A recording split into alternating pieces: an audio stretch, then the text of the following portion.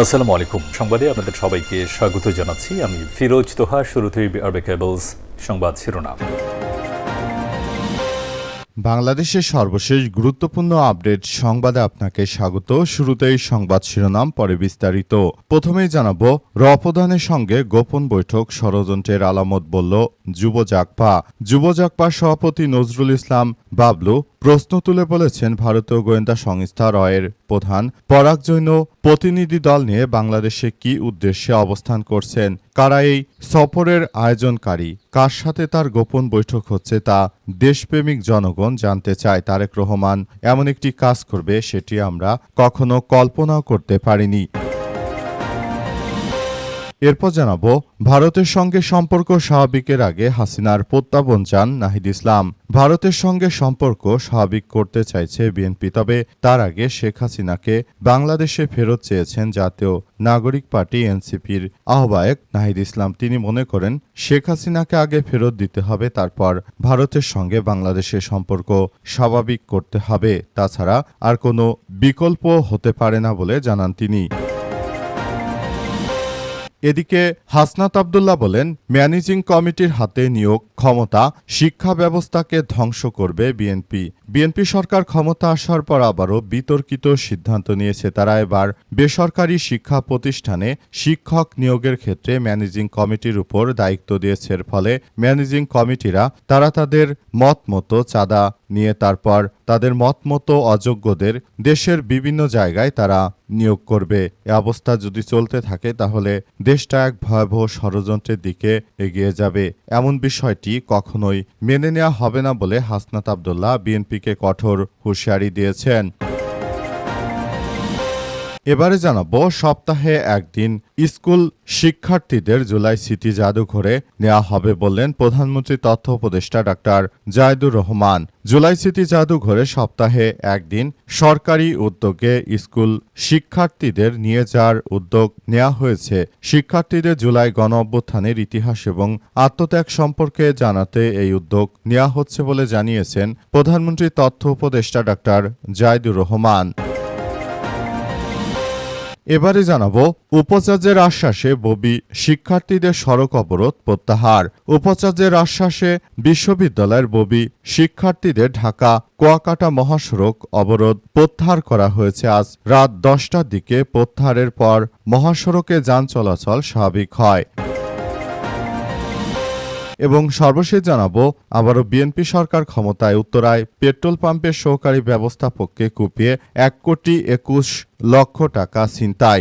রাজধানীর উত্তরার বিমানবন্দর সড়ক এলাকায় ব্যাংকের টাকা জমা দিতে যাওয়ার পথে কাভার্ড ভ্যানের গতিরোধ করে পেট্রোল পাম্পের সহকারী ব্যবস্থাপককে কুপিয়ে 1,25,25,000 টাকা ছিনতাইয়ের অভিযোগ উঠেছে। আজ সকাল 10:30টার দিকে বিমানবন্দর সড়কের ক্রাউন প্লাজার সামনে এমন ঘটনা ঘটে। প্রিয় দর্শক, এতক্ষণ শুনছিলেন সংবাদ শিরোনাম, এবারে বিস্তারিত।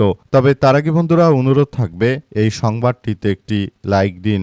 এই চ্যানেলে আপনি নতুন হয়ে থাকলে আমাদের সংবাদটি দেখতে দেখতে চ্যানেলটি সাবস্ক্রাইব করে রাখুন।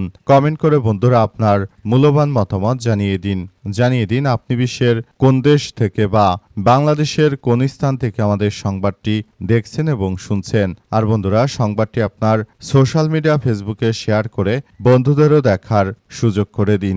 গাজা যুদ্ধে আপনি যদি নিরীহ ফিলিস্তিনিদের ভালোবেসে থাকেন বন্ধুরা, কমেন্টে ইয়েস লিখে পুরো বিশ্ববাসীকে আমাদের এই তাজা আপডেটটি দেখার সুযোগ করে দিন।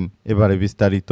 আর বন্ধুরা, দেখতে থাকুন আমাদের পরবর্তী লেটেস্ট টু তাজা আপডেট সংবাদ। এবারে বিস্তারিত। প্রধানের সঙ্গে গোপন বৈঠক ষড়যন্ত্রের আলামত বলল যুব জাগপা। যুব জাগপার সভাপতি নজরুল ইসলাম বাবলু প্রশ্ন তুলেছেন, ভারতীয় গোয়েন্দা সংস্থা রয়ের প্রধান পরাগ জৈন প্রতিনিধি দল নিয়ে বাংলাদেশে কি উদ্দেশ্যে অবস্থান করছে, এই সফরের আয়োজনকারী কার সাথে তার গোপনে বৈঠক হচ্ছে তা দেশপ্রেমিক জনগণ জানতে চায়। বিএনপিকে সতর্ক করে তিনি বলেন যে হাসিনা মার্কা দেশ বিক্রির ষড়যন্ত্র করবেন না। ভারতীয় গোয়েন্দা সংস্থা রয়ের সাথে দেশের মাটিতে গোপন বৈঠক কোনো নতুন ষড়যন্ত্রের আলামত পাচ্ছি। আজ রাজধানী বিজয়নগর পল্টন ও প্রেস ক্লাব এলাকায় ভারতীয় গোয়েন্দা সংস্থা রয়ের প্রধান দেশে কেন দেশবিরোধী ষড়যন্ত্র বন্ধ করো স্লোগানে বিক্ষোভ মিছিলে যুব জাগপা এই কথা বলেছে। মিছিল শেষে অনুষ্ঠিত সংক্ষিপ্ত সমাবেশে তিনি এসব কথা বলেন। যুব জাগপার সভাপতি আরও বলেন যে ভারত খুনি হাসিনার মসনদ হারিয়ে এখন আওয়ামী লীগের জায়গায় বিএনপিকে ব্যবহার করছে। বিএনপির তারেক রহমান এর মতো এক ব্যক্তি, তিনি সবথেকে বড় ফ্যাসিস্ট। এই তারেক ক্ষমতা আসার পর থেকে দেশটাকে সর্বনাশ করে দেয়া হচ্ছে। সারা দেশে বিদ্যুৎ দিতে পারছে না, গোপনে ভারতের রয়ের সঙ্গে আতাত করছে। এই ধরনের কার্যক্রম আমরা শুধুমাত্র এই তারেক রহমানকেই দেখতে পাচ্ছি। তারেক রহমানের মতো নেতা বাংলাদেশের জন্য এক অভিশাপ হয়ে এসেছে বলে জানিয়েছে জাগপা। তা না হলে ভারতের গোয়েন্দা সংস্থা র কেন ঢাকার মতো একটি গুরুত্বপূর্ণ জায়গায় তারা এসেছে?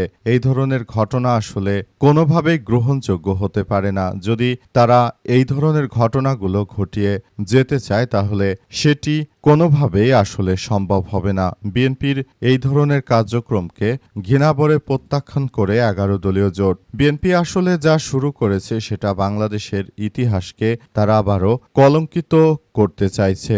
এটি আমাদের সবার জন্য খুবই ভয়াবহ এক বিপর্যয়কর পরিস্থিতি হয়ে দাঁড়াবে। যে কোনো মূল্যে আমরা এই ধরনের সন্ত্রাসী কার্যক্রমকে বন্ধ করতে চাই। ভারতের সঙ্গে সম্পর্ক স্বাভাবিকের আগে হাসিনার প্রত্যর্পণ চান নাহিদ ইসলাম। ভারতে নিজের ভূখণ্ড ব্যবহার করে ক্ষমতাচ্যুত প্রধানমন্ত্রী শেখ হাসিনাকে গত 2 বছর ধরে বাংলাদেশে কর্মকাণ্ড পরিচালনার সুযোগ দিয়ে আসছে বলে মন্তব্য করেছেন এনসিপির মুখপাত্র এবং বিরোধী দলীয় চিফ হুইপ নাহিদ ইসলাম। তিনি মনে করেন যে শেখ হাসিনাকে দেশে ফেরত আনতে হবে, তারপর বিএনপি যে কার্যক্রম চালাতে চাইছে সেটি চালানোর দেয়া যেতে পারে। তিনি আরও মনে করেন যে শেখ হাসিনা যে বাংলাদেশ ছেড়ে পালিয়ে গেছে, এই ঘটনায় শেখ হাসিনাকে আমরা এই মুহূর্তে দেশে ফেরত আনতে চাই বলে জানান তিনি। নাহিদ ইসলাম আরও মনে করেন শেখ হাসিনাকে ফেরত দেয়া ছাড়া ভারতের সঙ্গে কোনো সম্পর্ক স্বাভাবিক হতে পারে না। বিএনপি আসলে যেটা শুরু করতে চায়, তারা যেটা মনে করছে যে তারা শেখ হাসিনাকে ছাড়া দেশের অভ্যন্তরে আবারও বিশৃঙ্খল পরিস্থিতি তারা ভুলাতে পারবে, সেটি কখনোই সম্ভব নয়। তিনি আরও মনে করেন যে দেশটাকে তারা যে আবারও ভারতের প্রধানকে দেশে এনে যে ষড়যন্ত্র শুরু করেছে, সেই ষড়যন্ত্র মোকাবেলা করার জন্য আমরা কখনোই তাদেরকে এই সম্পর্ক করতে দেব না বলে জানান তিনি। বিএনপি যদি এটা করতে না পারে, বিএনপি যদি যথাযথভাবে বিদ্যুতের উৎপাদন এবং বিদ্যুৎ যদি তারা সাপ্লাই দিতে না পারে, তাহলে এক্ষেত্রে এক ভয়াবহ বিপর্যয়কর পরিস্থিতির সৃষ্টি হবে। এখান থেকে আমাদেরকে বেরিয়ে আসা এই মুহূর্তে সম্ভব নয়। আমরা মনে করি বর্তমান সময়ে যে ধরনের কার্যক্রম শুরু হয়েছে, বিএনপি যেটা করছে সেটা জনগণের সঙ্গে তামাশা ছাড়ার কিছু নয়। তারা আসলে দেশটাকে আবারও স্বৈরতন্ত্রের দিকে এগিয়ে নিয়ে যাচ্ছে। তাই আমরা বলতে চাই বিএনপির এই ধরনের কার্যক্রমকে আর মেনে নেওয়া হবে না বলে জানিয়েছেন তিনি। ম্যানেজিং কমিটির মাধ্যমে শিক্ষা ব্যবস্থাকে আবারও ধ্বংস করতে চায় বিএনপি, বললেন হাসনাত আব্দুল্লাহ। ম্যানেজিং কমিটির মাধ্যমে বেসরকারি বিভিন্ন শিক্ষা প্রতিষ্ঠানে যে ধরনের কার্যক্রম তারা শুরু করতে চায়, এটি আসলে কোনোভাবেই মেনে নেওয়া হবে না। আসলে আমরা বলতে চাই তারা যে ধরনের কার্যক্রম শুরু করেছে, যদি বেসরকারি শিক্ষা প্রতিষ্ঠানে ম্যানেজিং কমিটির মাধ্যমে তারপর শিক্ষক নিয়োগ দেওয়া হয়, সেটি আমাদের জন্য এক ভয়াবহ বিপর্যয়কর পরিস্থিতির সৃষ্টি হতে পারে। তাই আমরা এখান থেকে মূলত বেরিয়ে আসার কথা বলছি বলে এমন কথা জানিয়েছেন তিনি আরও মনে করেন দেশটাকে এক গভীর চক্রান্ত এবং ষড়যন্ত্রের মধ্য দিয়ে নিয়ে যাওয়া হচ্ছে। এখান থেকে আমাদেরকে বেরিয়ে আসতে হবে। যদি এটা না করা যায়, তাহলে ভবিষ্যতের এক সুন্দর ও সমৃদ্ধির রাষ্ট্র কাঠামো আমরা কখনোই গড়ে তুলতে পারবো না বলে জানিয়েছেন হাসনাত আব্দুল্লাহ। তিনি বিষয়গুলো খুবই গুরুত্ব সহকারে দেখছেন এবং আগামীতে সুন্দর ও সমৃদ্ধির একটি রাষ্ট্র কাঠামো গড়ে তোলার ক্ষেত্রে তিনি অনেক বড় ভূমিকা রাখতে চান। কিন্তু বিএনপি আসলে যেভাবে প্রতিটি ক্ষেত্রে তারা তাদের নিজস্ব আধিপত্যবাদ তারা যেভাবে টিকিয়ে রাখতে চাচ্ছে, সেটা কোনোভাবেই সম্ভব নয়।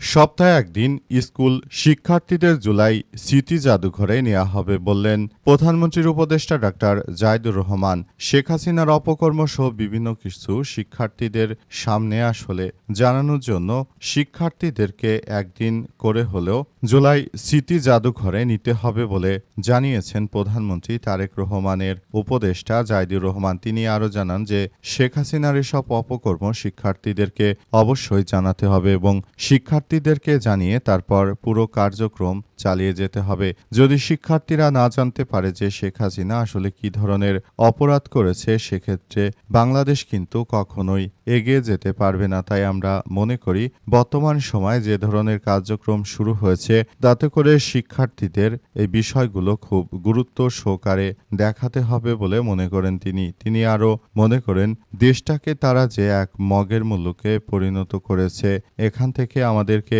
বেরিয়ে আসতে হবে। যদি এটা না করা যায় ভবিষ্যতের বাংলাদেশ সুন্দর ও বিনির্মাণ করা সম্ভব হবে না। তিনি আরও জানিয়েছেন যে দেশটাকে একটি ভালো অবস্থানে নিয়ে যেতে হবে। তিনি আরও জানান যে শেখ হাসিনার এই বিষয়গুলোকে আমরা সারা দেশের প্রতিটি শিক্ষার্থীদের কাছে ছড়িয়ে দিতে চাই, যাতে করে ভবিষ্যতের একটি সুন্দর ও সমৃদ্ধির একটি রাষ্ট্র কাঠামো আমরা গড়ে তুলতে পারি এবং সেখানে কোনো ধরনের ফ্যাসিস্ট ও স্বৈরাচার কোনো সরকার না আসতে পারে, যারা এই রাষ্ট্রটিকে আবারও একটি ভয়াবহ বিপর্যয়ের পরিস্থিতির মধ্যে ঠেলে দিতে পারে। তাই আমরা বিষয়গুলো খুবই গুরুত্ব সহকারে দেখছি বলে এমন কথা জানানো হয়েছে।